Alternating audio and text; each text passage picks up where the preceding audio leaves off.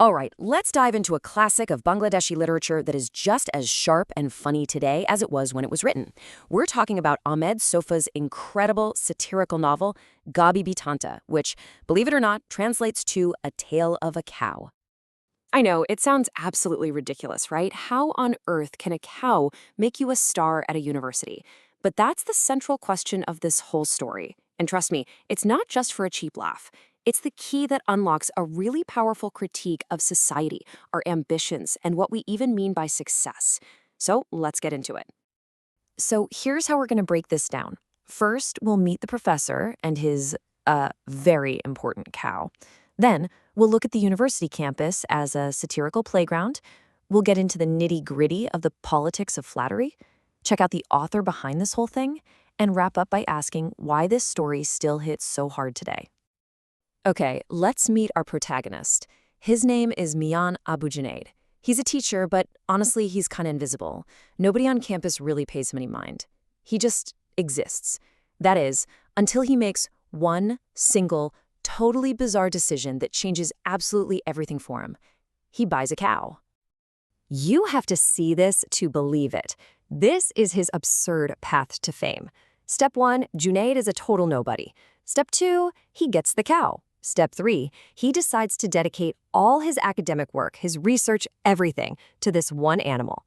And then the punchline. Step 4, it works. He becomes this huge deal, a celebrated intellectual, all because of his cow. It's brilliant. But the story is so much bigger than just this one guy. What Ahmed Sofa is really doing here is using the university as a kind of microcosm, like a little snow globe version of the wider world. He uses it to expose the corruption and the decay he saw in society's big institutions, where who you knew was starting to matter a lot more than what you knew. And this comparison just lays it all out perfectly. On one side, you have the ideal of what a university is supposed to be, right? A place for knowledge, critical thinking, integrity.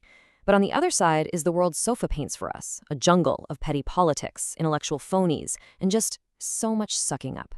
The cow becomes this perfect, absurd symbol of what a broken system decides is valuable.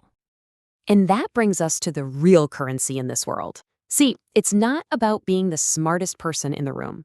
It's not about your brilliant ideas or groundbreaking research. Nope.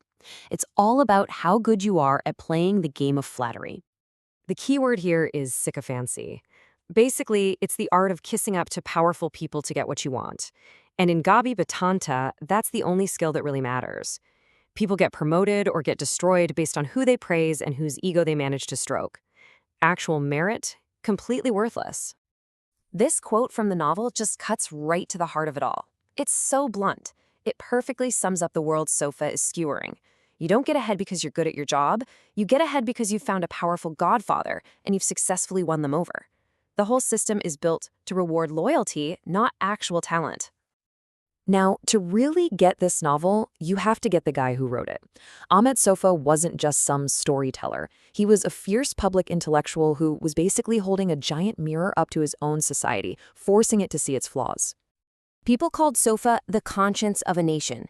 I mean, the man was fearless. He wasn't afraid to call out the powerful, the corrupt, anyone who was being intellectually dishonest. For him, satire wasn't just about being funny, it was his weapon of choice.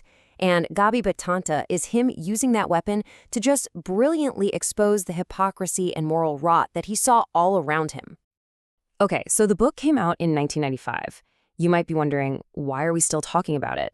Well, it's because the things he was writing about are, unfortunately, completely timeless. At the end of the day, this whole story is a huge warning sign. It's about what happens when we start valuing the appearance of intelligence more than actual integrity. You know, when our institutions reward style over substance, flattery over honest, hard work. And let's be real, we've all seen some version of that happen, haven't we? So this is the thought I want to leave you with.